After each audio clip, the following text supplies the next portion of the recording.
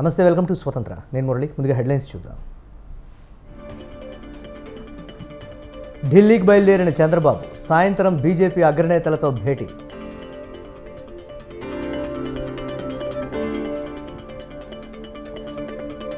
రాష్ట్ర భవిష్యత్తుకు ఈ ఎన్నికలు కీలకం. జగన్ కోసం పోటీ నుంచి తప్పుకోవడానికి సిద్ధమన్న అమర్నాథ్.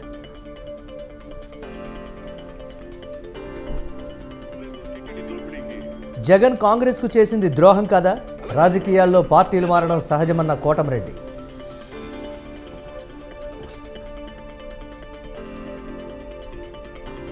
రేవంత్ మల్కాజ్గిరిలో పోటీకి రావాలన్న కేటీఆర్.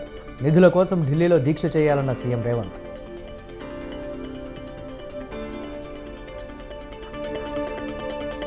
టానిక్ వైన్ షాప్ నిర్వాహకులకు నోటీసులు. రాత్రి 11 గంటలకే మూసివేయాలని ఆదేశం.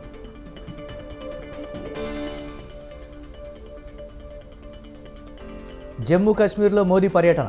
జమ్మూ కాశ్మీర్ అన్ని రంగాల్లో రాణిస్తోందన్న ప్రధాని.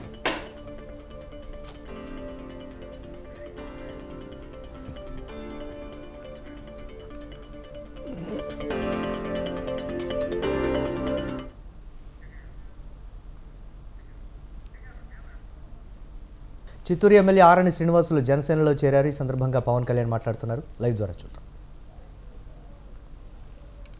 అంటే కామ్గా కూర్చున్నాం. రాయలసీమకి రౌడిజానికి పెట్టిన పేరు అయిపోయింది. నా ముందే చెప్తున్నారు ఒక్కొక్క వైసీపీ నాయకులు, మా ఏరియాలకు వస్తే మేము ఊరుకోమన్నా, మేము ఎవరిని ఊరుకో అన్నా కదా, మా ఏరియాలకు వస్తే మేము ఊరుకోమండి, మా నియోజకవర్గాల్లో మాదే పలుకుబడి, ఎవరిని ఊరుకోం మేము. పలమనేరు అనండి, పీలేరు అనండి, ఏ నియోజకవర్గైనా అనేవాడిని. అలా కాదు, ఇది మీరు కూర్చొని ఒక నిమిషం మీరు కూర్చొని యువత వచ్చే తరం మీరు వ్యూహం వేయాలి.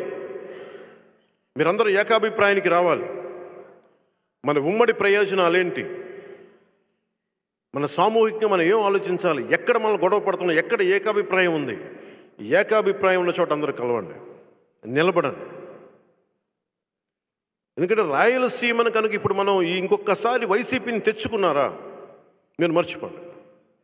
అందరూ గల్ఫ్కి వెళ్ళిపోండి, తెలంగాణకు ఉద్యోగాలకు వెళ్ళిపోండి, తెలంగాణ వాళ్ళ చేత మళ్ళీ తిట్టించుకోండి. అక్కడ ఆంధ్ర వాళ్ళు మళ్ళీ మా ఉద్యోగాలు కొట్టేస్తాం, తిట్టించుకుందాం మళ్ళీ ఇంకోసారి. കാരണം మీరు చెప్తాను ఎంత బాధ అనిపిస్తూ ఉంటే అన్న, మా ఊర్లు వదిలి, మా అమ్మ నాన్న వదిలి పక్క కర్ణాటక పోవాల్సిన అవసరం ఏముందన్న, మాకు గల్ఫ్లకు పోవాల్సిన అవసరం ఏముందన్న. రైల్వే కోడ్లో ఒక మాట మాట్లాడితే మన వాళ్ళ గురించి బత్తాయి చెట్లు చీనీ చెట్లను కొట్టేశారు, చీనీ చెట్లని. ఎందుకు భయపడాలన్న? దిగుచ్చారా వీళ్ళు? జగన్ మాట్లాడితే భయపెట్టేస్తాడు, మీకు అధికారం ఉంది అంటే నాకు తొడగొట్టడాలు ఇవన్నీ తెలియవు. నాకు తొడగొట్టడాలు, గుండెలు చీల్చుకోవాలి తెలియదు. కానీ నాకు నిజంగా ఒకటే అడగాలనిపిస్తుంది, మీరు కొడితేనే దెబ్బ, మేము కొడితే మీకు దెబ్బ తగలదా? మీరు కొడితేనే మా ఒంట్లో నుంచి రక్తం వస్తుందా? మేము కొడితే మీ ఒంట్లో నుంచి రక్తం రాదా? మీరు కొడితేనే ఎముకలు ఇరుగుతాయా? మేము కొడితే ఎముకలు, కాళ్ళు, కీళ్ళు ఇరగవా? మీకు ఇరుగుతుంది.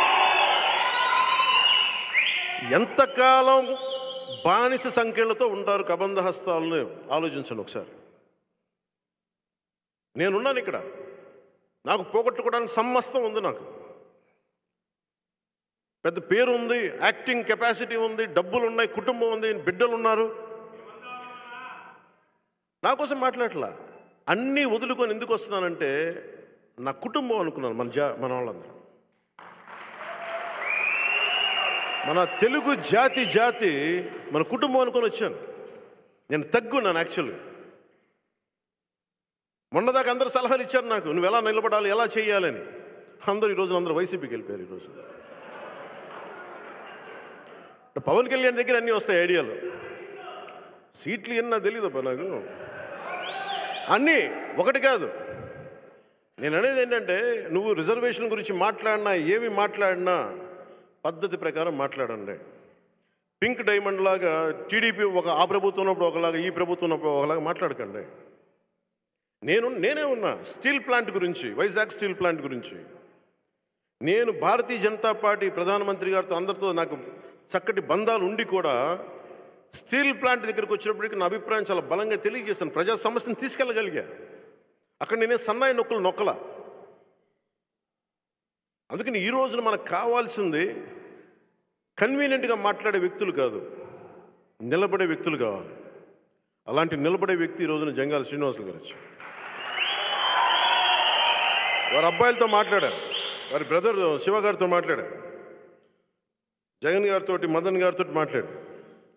వాళ్ళు నలుగురితో కూర్చొని ఒకటే చెప్పాను, నేను నా కోసం చేయట్లేదు ఇది, మీరు కూడా మీ కుటుంబం కోసం కాదు, ఇది ఒక చిత్తూరు జిల్లా కోసం కాదు, ఒక నియోజకవర్గం కోసం కాదు, రాయలసీమ ఆంధ్ర రాష్ట్రం కోసం మనం కలిపి చేయాలి. ఏ వర్గాలైతే దెబ్బతున్నాయో, ఏ వర్గాలైతే అణిగిపోతున్నాయో వాటి వెంట మీరు నిలబడండి, మేము కలిసికట్టుగా ఉందాం. రౌడీజం చేస్తూ ఉన్నారు. నేను మనం చెప్పింది వీళ్ళు రౌడీలు చెప్తా ఉంటారు. ఏం రౌడీలు వీళ్ళు? నరికేస్తారా వీళ్ళు ప్రతిసారి కూర్చోబెట్టి? నేను మిమ్మల్ని రెచ్చగొట్టట్లా, భయపడద్దని చెప్తున్నా. ఎందుకంటే ఇంత సంఖ్యాబలం ఉన్న కులాలు చాలా ఉన్నాయి అక్కడ. కొద్దిమంది చేతుల్లోకి మీరు ఎందుకు వెళ్ళిపోతారు? భయపడాల్సిన అవసరం ఏముంది? మన బలహీనత ఐక్యత లేక, సంఖ్యాబలం ఉన్న కులాల్లో ఐక్యత లేక జగన్ గారి మనుషులకి మీరు ఊడిగం చేస్తూ ఉన్నారు.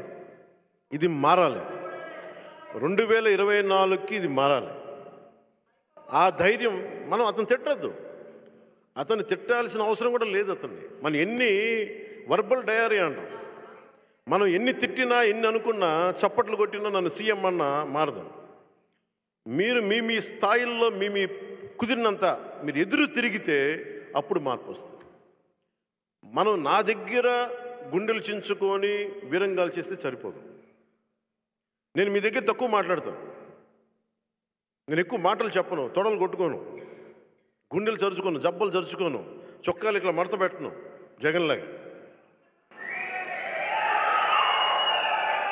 అవసరమైనప్పుడు నిలబడతాం అంతే. ఎందుకంటే సినిమాలు చేసి విసుగు ఉంటుంది. వీళ్ళందరూ సినిమాలు చేయగానంటే వెనకాల రికార్డింగ్లు వేసుకుంటా ఉంటారు వీళ్ళు. అలాగే వీళ్ళకి రికార్డింగ్లు ఎక్కువైపోయినాయి. ఆ కేజీఎఫ్ సినిమా పుణ్యం, పుష్ప సినిమా పుణ్యం అని రికార్డింగ్లు ఎక్కువైపోయినాయి. వీళ్ళు నేను మామూలుగానే పంచె కట్టుకొని ఏదో మన సాంప్రదాయం ప్రకారం వస్తాం. వీళ్ళు అలా కాదు, వెనకాల మామూలుగా రికార్డింగులతోటి. నేను సినిమాల్లో కూడా చేయను ఇంత తమాషా. పంచి డైలాగులు మళ్ళీ వీళ్ళకి సరిగ్గా ఒక సంస్కృత శ్లోకం ఇస్తే నోరు తిరగదు వీళ్ళకి, వీళ్ళు పంచి డైలాగులు వీళ్ళకి. సరే చెప్దాం. అలాగే పోలీసు ఉన్నతాధికారులు కూడా ఈరోజు నిన్న జరిగిన రాత్రి సంఘటన చెప్తా ఉన్న పోలీసు ఉన్నతాధికారులు కూడా, మీరు సెర్చ్ వారెంట్ లేకుండా మా ప్రెమిసెస్కి వచ్చారు, మీరు సహజమైన పాలిటిక్స్లో అంటే కుదరదు. We have to restore democracy, ప్రజాస్వామ్యాన్ని పునరుద్ధరించాలి. మీరు కనుక ఇప్పుడున్న పార్టీకి కొమ్ము కాస్తూ ఉంటే మా ప్రభుత్వం వచ్చాక, సంకీర్ణ ప్రభుత్వం వచ్చాక నేను మర్చిపోయే వ్యక్తిని కాదు. ఎందుకంటే మీరు ప్రజాస్వామ్యబద్ధంగా నేను చాలా గౌరవించే వ్యక్తిని, నేను భయపడే వ్యక్తిని కాదు. నన్ను ఖండాలుగా ముక్కలుగా నరికినా భయపడే వ్యక్తిని కాదు.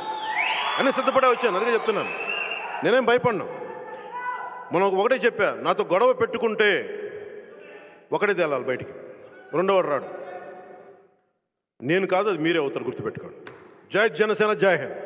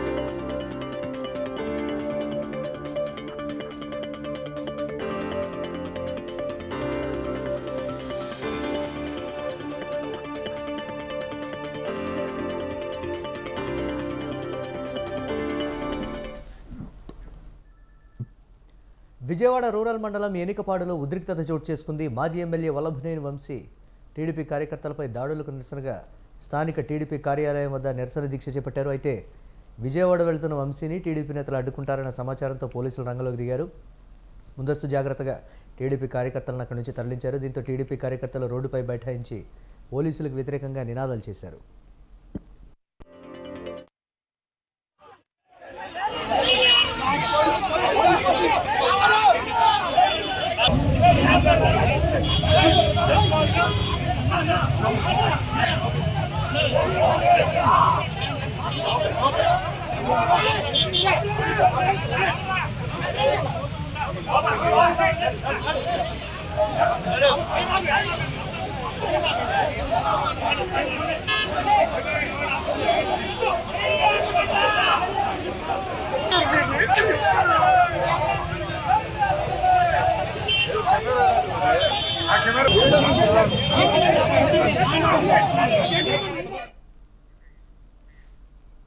ఎన్టీఆర్ జిల్లా నందిగామలో 100 పడకల ఆసుపత్రి నిర్మాణానికి శంకుస్థాపన జరిగింది. దీనిపై విమర్శలు వెల్లువెత్తుతున్నాయి. ఆసుపత్రి నిర్మాణానికి శంకుస్థాపన ఖచ్చితంగా ఎన్నికల స్టంటేనని విమర్శించారు మాజీ ఎమ్మెల్యే తంగిరాల సౌమ్య. 4.5 ఏళ్ల నుంచి శంకుస్థాపనలు చేయకుండా ఎన్నికల సమయంలో గుర్తుకొచ్చిందా అని ఆమె నిలదీశారు. మరో వారం రోజుల్లో ఎలక్షన్ కూడా రానున్న తరుణంగా శంకుస్థాపన చేయడం ఏంటని ప్రశ్నించారు. జీవో విడుదల చేయాలని డిమాండ్ చేశారు. అయితే తంగిరాల సౌమ్యకు మొండితో అరుణ్ కుమార్ కౌంటర్ ఇచ్చారు. జీవో కాపీలు ఇస్తామని, కావాలంటే చదువుకోవచ్చని చెప్పారు. కూడా వస్తుంది 10 ఇది కూడా ఎలక్షన్ స్టంట్ అండి. 4.5 సంవత్సరాల నుంచి కూడా వింటూనే ఉన్నాము. చివరిగా ఒక నెల కూడా లేదండి, ఒక 10 రోజుల్లో కోడ్ వస్తుంది. 10 రోజుల్లో కోడ్ పెట్టుకొని ఈ శంకుస్థాపన ఎలక్షన్ స్టంట్ అని క్లియర్గా చెప్పగానే చెప్తున్నారు. ఇప్పటికే ప్రజలందరూ కూడా వీళ్ళు 4.5 సంవత్సరాలుగా ఏ విధంగా బ్రదర్స్ పట్ల వ్యతిరేకత వచ్చిందో కూడా అంతా కూడా చూపిస్తున్నారు. మేము ఎక్కడికి వెళ్ళినా కూడా సానుకూల స్పందన, గతంలో చూడనటువంటి రాజకీయ పరిస్థితులు చూస్తామని చెప్తున్నారు. కాబట్టి ఇదొక ఎలక్షన్ స్టంట్ అండి, క్లియర్గా ఎలక్షన్ స్టంటే. మీ జీవో ఏదన్నా ఉంటే విడుదల చేసి చూపించండి. ఇక్కడ చెన్నారావుపాలెంలో మేము చేసిన అభివృద్ధి తప్ప ఒక రోడ్డు అన్నా మీరు వేస్తే చూపించండి. 4.5 సంవత్సరాలుగా మేము ఏదైతే శాంక్షన్ చేసాం ఏనుగడ్డ వాగు మీద బ్రిడ్జ్, అది కనీసం రూపాంతరం చెందలేదండి. మేము డబ్బులు తీసుకొచ్చి వాళ్ళు ముందు పెట్టినా కూడా దాన్ని కార్యరూపం చేయలేదంటే ఎంత అసమర్థ ప్రభుత్వం ప్రజలు తెలుసుకుంటున్నారు. ఎంత ఘోరం అంటే ఎంత సెన్స్ లేకుండా ఉన్నారంటే, మరి చదువుకున్నారో చదువుకోలేదో తెలియదు.